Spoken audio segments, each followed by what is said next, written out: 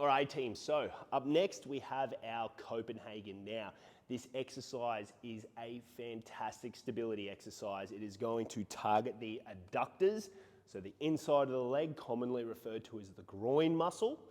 This is a great exercise. There are, however, regressions as well, because starting on just the standard Copenhagen, which is our long lever part of the leg, it can be quite tough. Tough as in you may feel instant pain or a very kind of almost stabbing sensation right up high in the adductor or the groin. So it's sometimes best to start with a regression. If you do need the regression, I'm going to link it just up the top there. That's generally where we want to start. However, if you have been doing the regression or short lever version, then it's probably time, if you're feeling good, to jump up to the long lever version or just the standard Copenhagen. So our setup is very important here, team.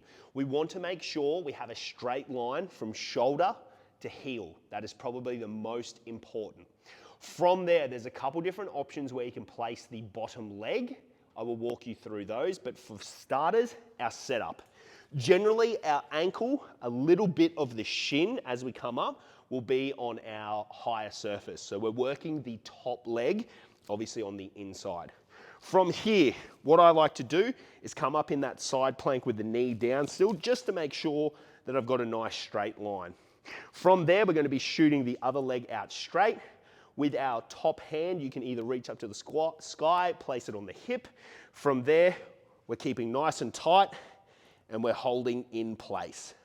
Now, the other option here is to bring the knee up. This, of course, will change the load slightly in terms of placement. Really, unless it is specifically dictated on the program, I would say go for where feels most comfortable. 9 times out of 10, it's going to be the straight leg, straight version under the bench. However, the program may dictate that you need to bring that knee up because we could be doing something else, or specifically be working on a different stabilizing joint and muscle group. But that is our long lever Copenhagen, or just standard Copenhagen.